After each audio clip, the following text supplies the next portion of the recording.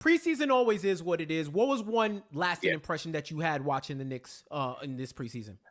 It's hard to really get a good gauge on them because, hey, give credit to Tibbs. They did have a load management philosophy or strategy headed into the preseason, making sure that Josh Hart and Jalen Brunson got their rest. They had just came off of the FIBA World Cup. So it seems like they wanted to limit their minutes and let them ramp up a little bit slowly. RJ Barrett seemed to have gotten his regular doses of minutes. So when you had a lot of the backups playing and the starters weren't playing and limited minutes, it's hard to really get a gauge. I mean, last year, RJ Barrett shot 50% from three. So that should tell you what you want to take away from the preseason. But when they played Boston and seeing the Celtics bomb away from three, that's not an aberration. That is their game. And for the Knicks, that is one of their biggest weaknesses. So that's something that was not only apparent in the preseason, but it's what we saw during the regular season is that the Knicks 3-point defense can be porous at times, and they're going to be tested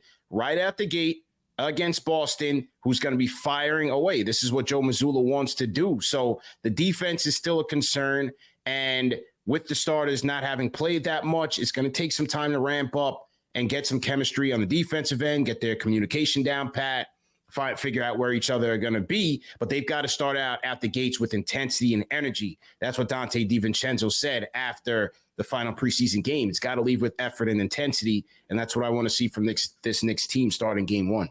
Yeah, I don't really take much from preseason. I try to look at conditioning and if all of those open run moves that you've been practicing in the summer, if you're actually using them in the preseason and testing them out. But I will say, man, Mitch looks like a totally different dude. Like, he looks like he's in midseason form. He's probably in the best shape that I can remember him being in. I hope the durability translates to the regular season as well, because he always gets some random injury, like a fractured hand randomly, and I hope that doesn't happen this year. But just watching how he's running the floor and his cardio, like it just looks like this offseason he went in as Bucky Barnes and he came out as the Winter Soldier. And that's a scary proposition for the league. That's a scary proposition, because if he plays 70 plus games, you could see defensive domination. He's still gonna be a monster on the boards, and he could be that linchpin, that consistent linchpin that can help the Knicks get over the hump this season and get to higher heights. Mitch is a monster, man. He looks great, looks to be in great condition, which wasn't always the case in previous years starting off the season. So you want to see him jump out the gates, firing quickly, stay sharp, stay durable, rather. Stay durable. Need Mitch to stay durable. I'm hoping he can get close to 70 games this year so that he can stay out on the court. And hopefully if he does, he can be in that all defense conversation.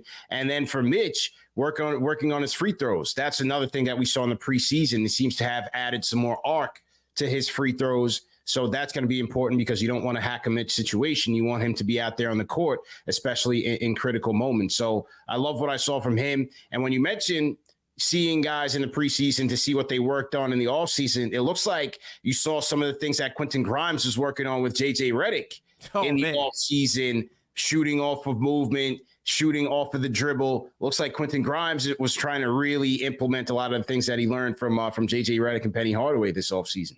Bro, when I saw him do the hezzy step into the three, I remember he did it the exact same way in that Reddit video. It was incredible. Like, the muscle memory. He's somebody who learns, practices, and executes in the game. And he's one guy that I'm looking at as X factor for the Knicks this season, because this is a dude, he had the second highest true shooting among players who played 1,000 minutes on the Knicks. Mitch, of course, was first, because he's Wilt Chamberlain for this generation with field goal percentage. Literally has the NBA record. And he also had the second highest 3-point percentage, with Brunson being first, which kind of surprised me, and the second most attempts, with Julius being the first. If he's able to get to 40%, his career high is 30. I think he shoots 39 for his career. If he can be a consistent 40% threat, that just opens up a whole realm of possibilities for a Knicks offense who is already top 4 in the league. When you don't turn the ball over and you grab offensive rebounds, pace can be what it is. You are going to have a top offense. Now imagine you have Brunson keeps his same pace and you have Grimes as that threat. I think that opens up the lanes for RJ and for Julius. But we're going to need them to also elevate their analytical game, what they see on the court, and being able to make the right play. But for Grimes, I think another aspect is let me know what you think, CP. I think he has another level of shot creator in him. I see the DNA within him. I see the little moves. Like, it's almost as if you're watching a kid grow into an adult in their game. Like, your little brother 5 years ago didn't have all these moves, and then the day that he just said, "Yo, let's go play one-on-one," and then he got the whole bag. It's like he had the jam sport, and it's transforming into a Louis Vuitton right now. I can see the luxury happening with Grimes right now.